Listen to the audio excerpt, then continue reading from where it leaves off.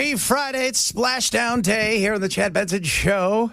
7:07 p.m. 6 hours from now. Unless she's driving, then it'll probably be more like 8. Probably. Although she's probably going, just pull over and ask for directions. Shut up. Oh, goodness me. The Splashdown's coming. That is going to be awesome. I'll be watching that. When's the last time, that people tuned in? A lot of people tuned in. I was looking at the numbers, the amount of people that have been streaming for the launch, but I can't remember the last time we got excited about something like this. You know, when it came to space. We just abandoned space. We're like, we were there. There's nothing there. I can't remember. No, I can't.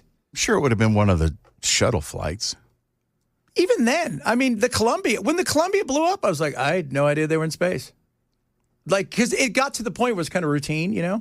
Yeah. So people weren't excited about it anymore. So, because it was just like, you guys are going up there, but what are you going up there for? Because there didn't seem to be, with the space shuttle, yeah, they were doing stuff, but it didn't seem to be anything that was moving something super forward. You weren't going to the moon. You weren't building anything. You were just going up, orbiting, and then you want to show everybody you can fly back down. So, hey, those mice paid with their lives. They did. They paid hard with those lives, everybody, hard. Speaking of paying with lives, so Trump is, that's the president for those of you guys who don't understand. He is vowing to completely decimate Iran. Again. I thought we already did that. Yeah, we did it. We did it last summer, and then we did it Wednesday night, Tuesday? I thought we did that 3 weeks ago. Yeah, all that stuff was happened. And tomorrow they're supposed to have a meeting, right, a negotiation. You got Witkoff. You got Jared Kushner. You got the vice president, old JD there. And nobody's really 100% sure who's coming for, Iran. But Iran's saying, look, if they don't stop bombing Lebanon, Israel, we're not doing this. And I'm like, they just bombed a little while ago. Israel doesn't care. Israel doesn't want to get out of this. They want to finish whatever it is they have in their mind that they want to do. So here's a question. Ask yourself this. If Israel wasn't a part of any of this, do you think we would have attacked Iran? Yes or no? Do you think we'd still be in it right now? No. So, and, that seems to be the big thing with what's going on here. It's all about Israel and Lebanon. Iran, though, is saying that Israel needs to back off these strikes on Lebanon because they are still insisting that needs to be part of this ceasefire. The president said yesterday he told Israeli Prime Minister Benjamin Netanyahu to ease off. But this is still a very critical point for the Iranians as they head into these talks in Pakistan over the weekend to reach a broader agreement to end this conflict. And what's the broader agreement look like? Because it goes back to this. We could come in and go, fine, you know what, you guys, we'll help you guys enrich uranium to a certain point where you can use it for medical, and we could come to something. And if Israel says no and they just pick it up and go again, then what? We're not just negotiating something here between us and Iran. We're having to play this game of whatever Bibi wants. And let's not forget, Sunday, Bibi's got court. Another trial. Does he have to be there? I would assume so, but I don't, he may cancel it. And for those of you guys who don't follow, because I have way too many, my wife says, hey, got too many subscriptions. She doesn't sound like that though. She goes, you got a lot of subscriptions. And I'm like, I know, but I subscribe to several, Middle Eastern things, newspapers and websites because I want to know what's going on all over. What is happening in Israel right now is like they are done. And it's starting to pick up. Prior to October 7th, there were not tens of thousands, hundreds of thousands of people in the street against Bibi and the Knesset that was going on right there because he wanted to change, all these rules, obviously, to benefit him and do this and do that. And they're just at the point now, they don't want to fight anymore. They don't want to live in constant, you're at school and all of a sudden, there. They don't. So, it's going to be ugly. It's going to be ugly. No doubt about that. Israel will not allow the war to stop. 1461. Yeah, I'm feeling the same thing.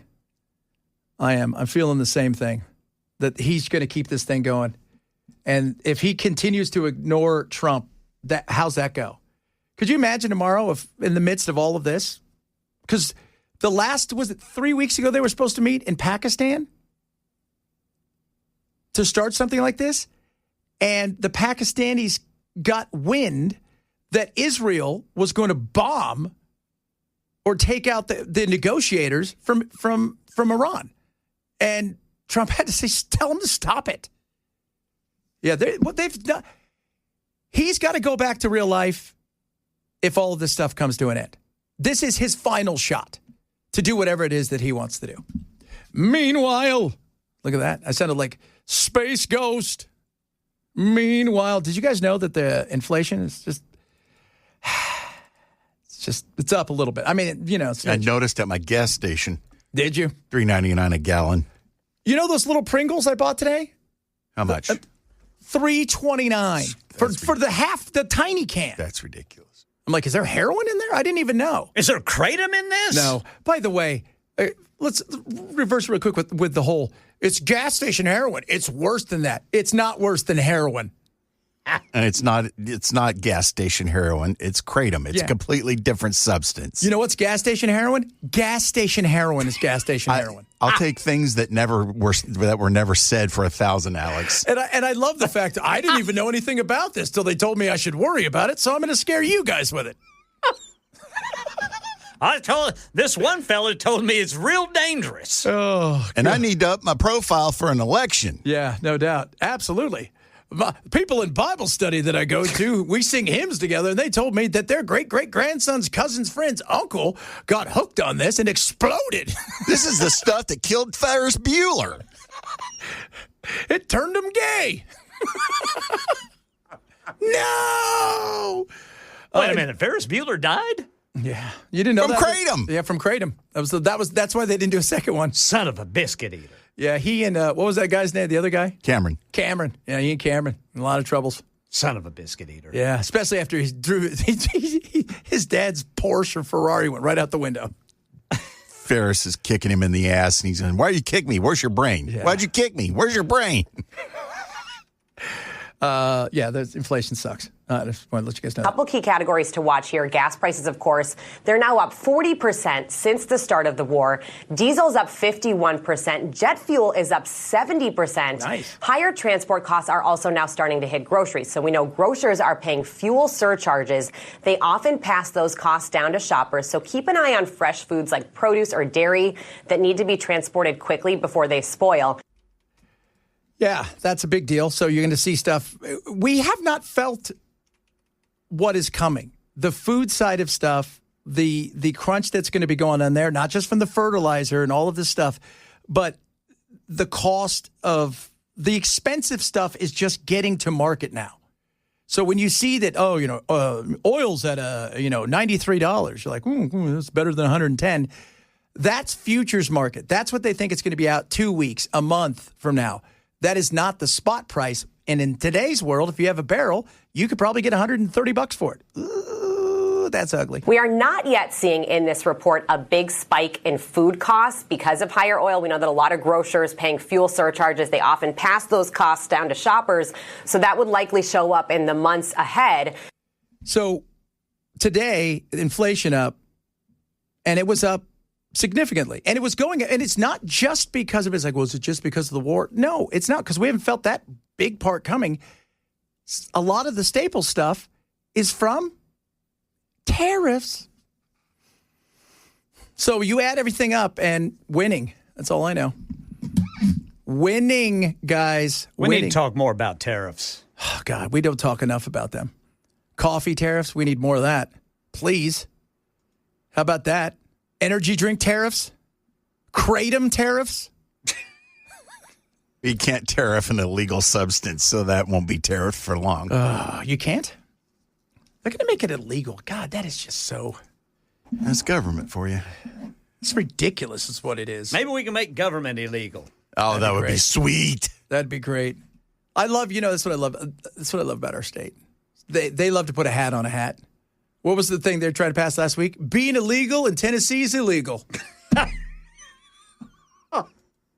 What? It's literally a hat on a hat. That is a hat on a hat. That you hey, look, it's my Cabrio convertible.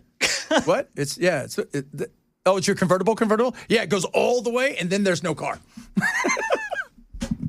Putting a hat on a hat. I love that. We're going to make it illegal to be illegal. There you go. What do you guys think of that? High five. Oh, lordy, lordy, lordy. So we are getting ready for the big, this should be like an Artemis party, right? Oh, I bet you there are Artemis parties going on all over the U.S. of A today. Only we're not having one. We're not. Well, I don't know why we're not. We should have big art. We should have got pizza for the whole crew. For the whole crew. See the way we did that? They could add those Artemis. We could have had our pizza shaped like Artemis. I'm sure they're having some, they'll have a party at Houston. And then by the time the astronauts get there, all the good food and the cake and everything will be gone. The beers will all be drank. They should have Artemis Pyle in Houston with... I think he's still in jail, isn't he? Is he? What'd he do? Kid touching. Yeah, don't do that. Really? That's what he got thrown out of the band for. Is he hanging out with Gary Glitter? Maybe. I don't know. Oh, God, that is crazy. Jeez. The Zaza Red was gas station heroin. What's that? It's another one of them dangerous things we got to ban. Zsa Zsa Gabor. Now, we could probably think about abandoning, her. You know what I mean? Zsa Zsa. Speaking of that, yesterday, Melania. Everybody's all, what do you think of the Melania? I thought it was weird. Yeah, there's that. Yeah. And even more Something's so up if he about didn't know that. about that. Yeah. I thought it was weird. I did. I thought that was a weird thing. That was out of the blue. Yes. And everybody was caught off guard by it, too. And I'm like, why is she holding a press conference? She comes walking down. And I thought, it's just because what was on. And I'm like, CNN's covering it? So it's got to be something, that's not something that's real. Because Fox will cover it all day. Right? But CNN's not going to. And then next thing you know, they're talking about, she's like, I do not know Jeffrey Epstein. You're like, my name is Jeff. Well, and she was reading the entire statement. Yeah, the entire statement. And it was just so weird. And then, of course, it leads to the conspiracy side of stuff. And then she says they should do we should open up an investigation and have Congress have hearings and let the... and I'm like, well, if only you knew somebody who could arrange that. God. That was weird, though, right? I mean, yeah. I thought it was, and she didn't take questions. No. She just read this lengthy statement. Yeah. And that was it. It was just, and talk about relighting a fire, because everybody's just going, ooh, this feels a little weird. Like you're getting in front of something that you don't want us to know or kind of want us to know. Maybe. And then what happens when you, like you say, you don't address it. You come out, you throw something out there, you don't really address it. And now what do you have? Well, now you've got people doing the Streisand effects where people are digging harder for stuff. And other stuff's coming out, emails. And even more conspiracy theories. Yeah. So just definitely a weird thing, no doubt about that. All right, coming up, Coachella is this weekend. Now, that's a concert festival, if you don't know. Now you guys are. Wait till you hear the cost to go to this thing. Oh, to be just... I can already tell I'm not going to be shocked. It's crazy. It is. I'm surprised compared to what it was. I went to like the first or second one, and it was. Do you want to know who was on the first or second one? It was one stage. It was Third Eye Blind, Social Distortion, and a couple others. And the dude from Third Eye Blind was dating, I think at the time, Charlize Theron. Very nice. And Mike Ness beat him up. Why? They got into a fight over something. It was hilarious. On stage? Just off the side of the stage. Even at Mike's age, I would not want to get in a fight with him. No, by the way, their new album, so good. Social Distortion, so Born Killers is amazing. Incredible. All right, coming up, we're going to talk about Coachella. Just the cost, It's good to be in America while everybody else gets bombed. Chad Benson, Super Talk. Coachella is this weekend. You can stream it. You know how much that costs you? Nothing. It's on YouTube. Really? Yep. Absolutely free. Well, I'll be. And there's some good bands. There's some good bands, by the way. The whole thought, well, it's there's some great artists that are playing there, and the lineup is stacked. I used to like to go because I lived right near there, and to see, I only wanted to go to the side stages, and we tried to figure out, okay, who are we seeing with these 100 people that next year they're going to be on the big stage? You know what I mean? Yeah. Because that happens. All right, so you've got Justin Bieber, Sabrina Carpenter, and Karol G. They're going to be closing out. So they're the headliners so you got, I think tonight is Sabrina Carpenter, tomorrow is Justin Bieber, and then Karol G, and it's the same thing next weekend. But they've got Addison Rae. She's going to be there. We're just going to give you the people that you kind of might know. David Byrne, Talking Heads. I dig that. He's going to be there. David Guetta is going to be there. I like him. He's pretty good at stuff. Lots of DJs, by the way. Fatboy Slim. I love Fatboy Slim. FKA Twigs. The Twigs. There's just so many, interesting artists. And usually, too, they've got several older artists that will come out and just show up and do stuff, which is awesome. So it's going to be big. Moby. Weirdo. But if you want to go, you're like, I need to go. I got to get there. Well, if you got a lot of money, you can do what this lady did. I paid $3. Oh, by the way, not lady. This is a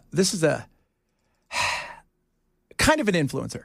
How much does it cost to go to Coachella with receipts? So obviously I am not a brand-friendly influencer, so I had to pay for Coachella all on my own. And I'm going to Coachella with the entire Bop House, the assistants and stylists, so I had to get 12 tickets. We got 12 artist passes and a table at the main stage, and it ended up being $67,980. You guys know me, so obviously I booked a private jet, and a round trip to Coachella Valley cost me $37,490. We originally had an Airbnb booked way in advance for $29,000, but they canceled on us 3 days before the event, so we had to book another Airbnb, and that total was $83,375. And as I said prior, I got a stylist, and all of the clothes that she got me ended up totaling to be $5,000. So the total cost for 3 days at Coachella is $192,845.86. It's expensive. Just a smidge. I want you to list that. So you think, well, that person's insane. Like, that's crazy. She's a bop, which means she does some adult stuff. She has a lot of money.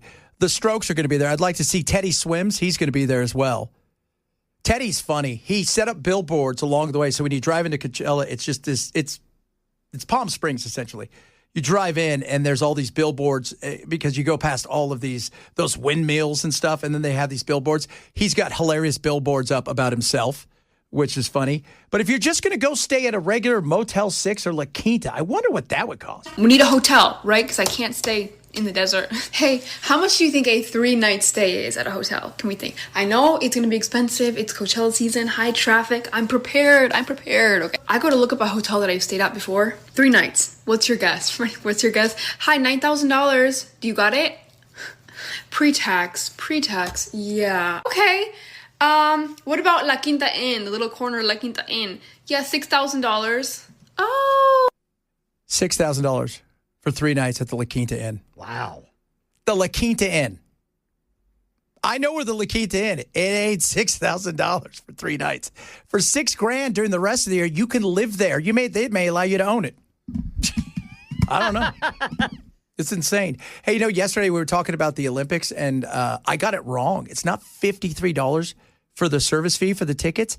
It's 24% of whatever the face value of the ticket is. Goodness. So if it's $1,000, $240 for the service fee.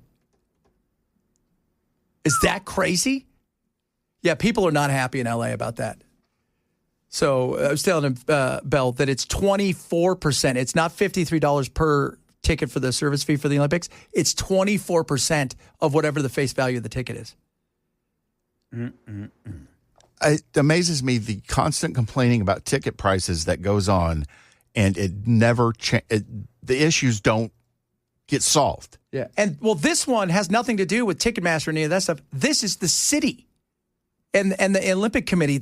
So government's now part of the problem. Governments become what they sue against. Here's one more from Coachella. And, guys, I'm going to tell you what it looks like afterwards, because this is how crazy people are at Coachella. I paid $3,000 for a stylist to help me with my Coachella outfits, and before you come for me, I thought I would show you what my day 2 outfit looks like. For some context, I've been to Coachella a ton of times, and I've never really had any really good outfits, so this year I'm going all out. I told the stylist for day 2 I wanted something casual, but also really unexpected with a pop of color, so I'll show you. So this is day 2, and before you go crazy, let me explain, okay? So this is a thick white t-shirt. This is kind of where the unexpected thing happens, because I don't see a lot of people wearing pants. He's wearing jeans, regular old jeans. To Coachella. These are kind of vintage Reeboks. I was told you take a bandana like this and you kind of tie it around your waist like that. Look, how cool is that? You paid $3,000 for that. And by the way, I'm going to give you a little hint, dude. In Palm Springs, don't have a bandana around your waist. That's all I'm going to say. That's it. And it's not because of gangsters. It's because of Lindsey Graham's. Maybe he's okay with that. He was wearing a white T-shirt with regular blue jeans and Reeboks that you look like you could buy at a Goodwill. And he paid $3,000 for that. He probably pays $5,000 a month for his pet psychic. He paid $3,000 for the consultation. He had to pay extra for the clothes. Yeah. Just insane. All right, coming up. Snakes. What? We'll talk about it straight ahead. Chad Benson, Super Talk 997. Getting ready for the splashdown. Artemis flying to the ground. No, in the water. What you gonna do? Artemis, we're looking for you. They're telling everybody to be careful of debris. Oh. Debris could fall. Apparently, there's a whole bunch of people out there on the coast gathering, waiting for a glimpse. Absolutely. What does my son say? Was Artemis. I'm like, dude, you live in San Diego? He goes, because Dad, they don't even know what they're teaching us at school. Wouldn't matter anyways. I'm not paying attention. I go, what'd you do yesterday at school? He goes, Dad, I was watching the Masters the whole day. I'm like, solid. You're doing good. You're doing good. That's my boy. Proud of you. He showed up late, and that was when they were teaching about Artemis. When he wasn't there. His mom's like, oh, he was, blah, blah, blah, blah at school yesterday and stuff. He was watching the Masters. I'm like, kid's got priorities. He knows where his bread is buttered. Hey, Matt took 2 days off to watch him. Yeah, I mean, he did, same man. difference. Yeah. His mom's like, but what if he wants to go to college one day? I said, well, I don't know if you're aware of this, but he can hit a golf ball at, 15, 310 yards. People like, well, you know what, Jim? He can't read, but I tell you what, he can sure hit a golf ball. His grades are good. He's just he's just a 15-year-old boy. That's it. I don't know if you're aware of this. When I was 15, I didn't know what's going on. He is his father's son. He is. I mean, he's riding around on his bike all day. Yeah. Playing hockey. He's being a kid. Playing golf. He's living the true life. He plays golf. His high school golf team plays at Torrey Pines. Is that a big course? That's huge. It is. He'll text me. He's like, do you know what's funny, Dad? The other course we play at is even better than this. And I'm like, what? Is that where they do class? No, that's where his high school. Yeah, they go practice over there. Yeah. But, okay, so that's the sport extracurricular stuff. The extracurriculars. You know about sports. Golf should be a course you can take. Yeah. No pun intended. Yeah. What? Yeah. You know about sports ball. Yeah, shooty hoops. Shooty hoops. Shooty hoops. Name of best. By the way, somebody sent us a picture of a tuna of a boat, and it was named Hawk Tuna. Oh no! Yeah. Throw some fish on that thing. That's a Hawk Tuna girl. You guys remember her? Woo! Are we going to be able to hear the sonic boom? Ooh! Not all the way over here. Yeah. They probably will. I would assume. Folks over there on the beach? Yeah, on the beach hanging out, I right? think they would, yeah. It's going to be cool. I was living just north of Orlando when the shuttle landed in at Cape Canaveral one time, and I heard the sonic boom up there. And that was really? Yeah, I mean, what's the drive time between Orlando and Cape Canaveral? It's a decent amount. Yeah. I mean, it's not 30 minutes longer than 30 minutes. I mean, yeah. Well, because they could re-enter it over Montana and end up in the ocean that fast because of how fast they're going. Right. So it's going to be crazy, though. So that's going to happen today. In a few hours, the world will be watching. The world will be watching. So I don't know if you guys are aware of this. How many people do you think die of snakes every year? What do you think? 1,000? I'm talking worldwide. Oh, okay. So 12,000? Okay. Ken, throw it out there. What's that again? How many people do you think die of snake bites every year? I'm going to say 12,001. 12,000. Most of them in India or Australia. 150,000 people. Wow. That's a lot. I win. Yeah. 400,000, 5.5 million venomous snake bites a year. I wouldn't. I didn't Rat know bastard that. Price is Right. Yeah. So I want you guys to think about that. That's insane, right? So we're talking about, those numbers are crazy.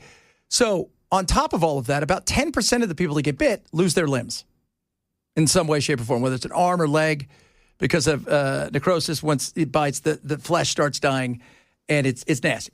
It is. There's a guy in Wisconsin who, for the last 18 plus years, now he's taken a year or so off of doing it, and he's a reptile collector. He has decided, you know what, I'm going to start figuring out if I can build up some antibodies to this. So he would take some of the world's deadliest snakes and do this. Black mamba. It bites him and injects venom into him. And he's been doing this for, again, 18 years. And the reason is because when you are a big collector like this, now he doesn't have kids, or I think he's divorced and his wife has the kids, but I won't have venomous anymore because I have Charlie and stuff. And it's just, when I was younger, I'd pretty much had everything you should and shouldn't have. But because you think you're going to live forever and whatnot. But he wanted to do it because he just wanted the antivenom. The reason behind it is I didn't want to die from snake bite. I didn't want to use antivenom. I didn't want to lose a finger. Very painful. Yeah, very painful. I bet that hurt quite a bit. Yeah, on top of it. So he's over 200 bites is what he has taken. And he's almost died a few times at first because the way it works is antivenom's a very odd thing. A lot of times, especially in these small, these countries, you've got 1.4 billion people in India. Guess what? 1.2 billion live in poverty out in the middle of godforsaken nowhere. And you know what happens? You get bit. And you're 200 miles away from anything. Think about that. You're not getting anywhere. No. So now he's like, okay, let's try to do something. And he was putting this stuff online. He was talking about it for years. And finally, some dude says, hey, you know what?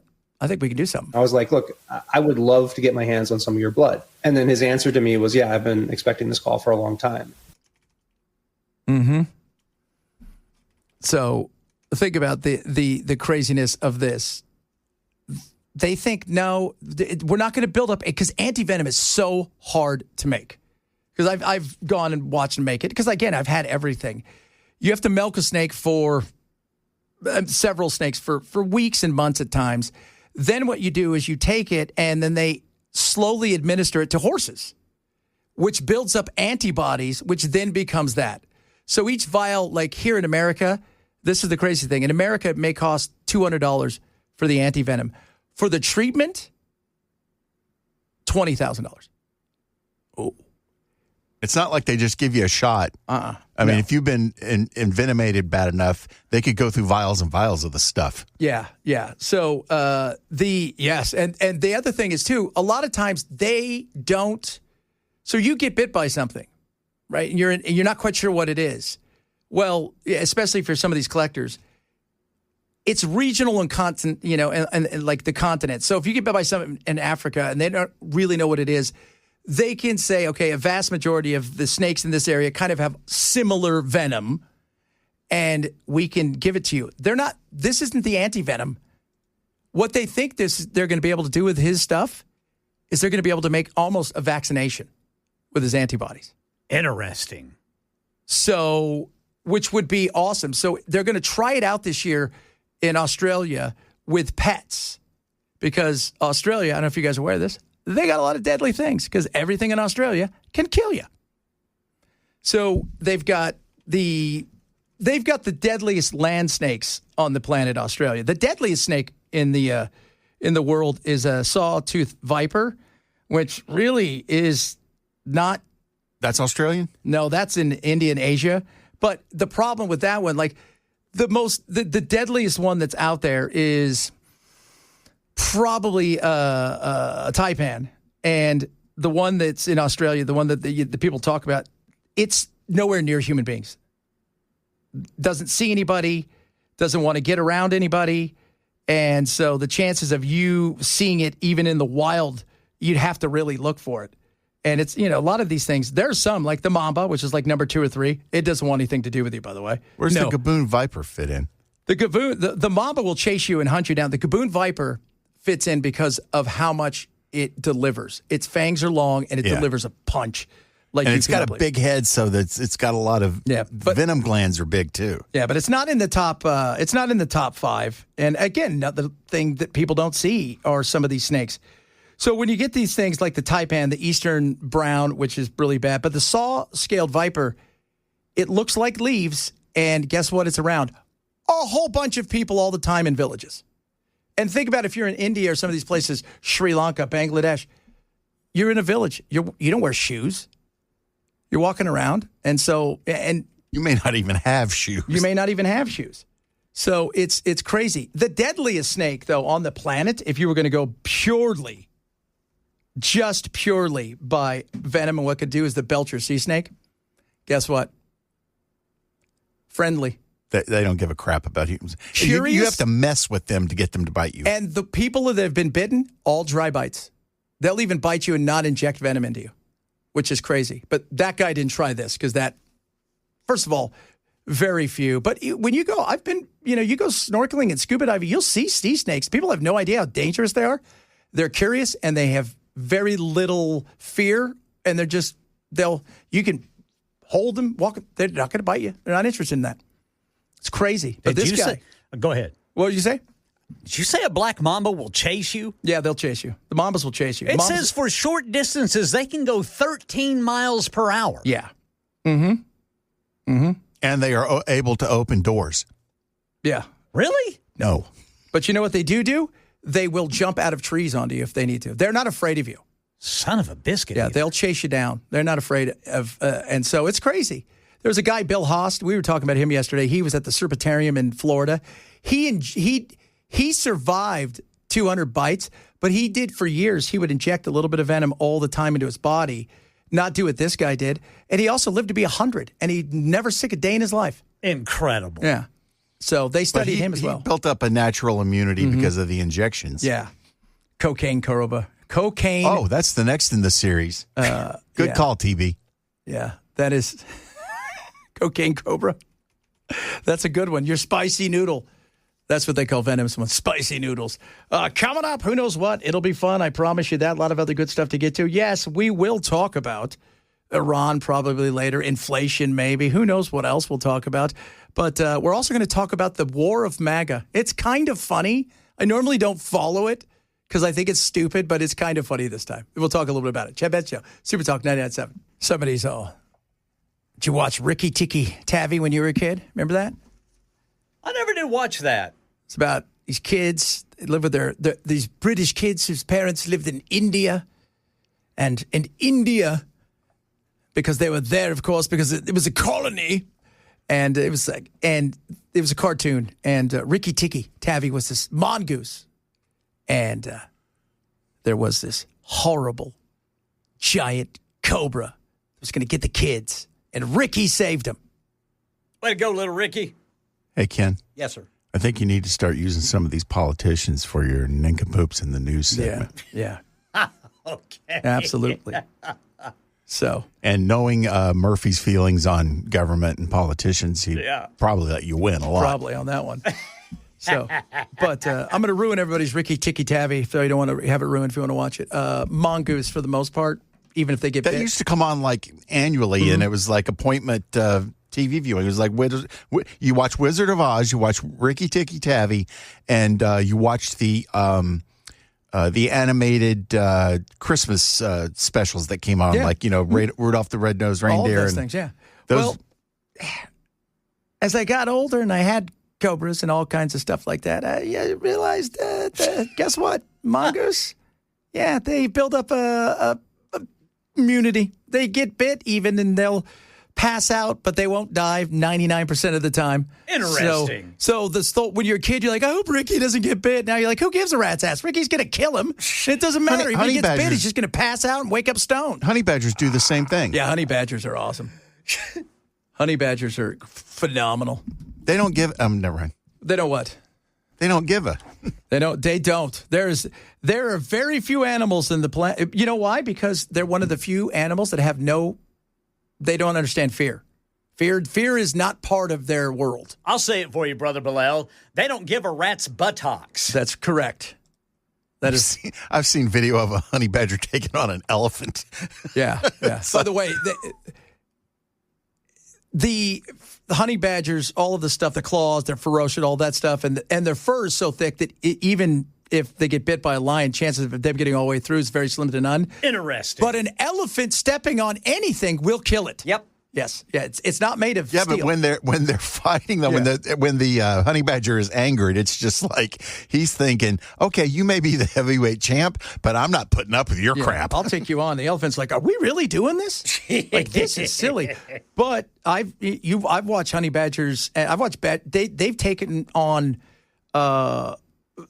everything. There is a report that a honey badger went into a polar bear enclosure and killed the polar bear.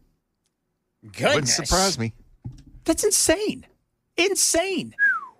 Good God. Speaking of insane, we got another hour of fun and frivolity. Because that's all we do here, kids, on a Friday and on a Monday and every single day. So get ready for it. It's coming straight ahead right after Ken's news and all that other stuff. Chad Benson, Super Talk 997.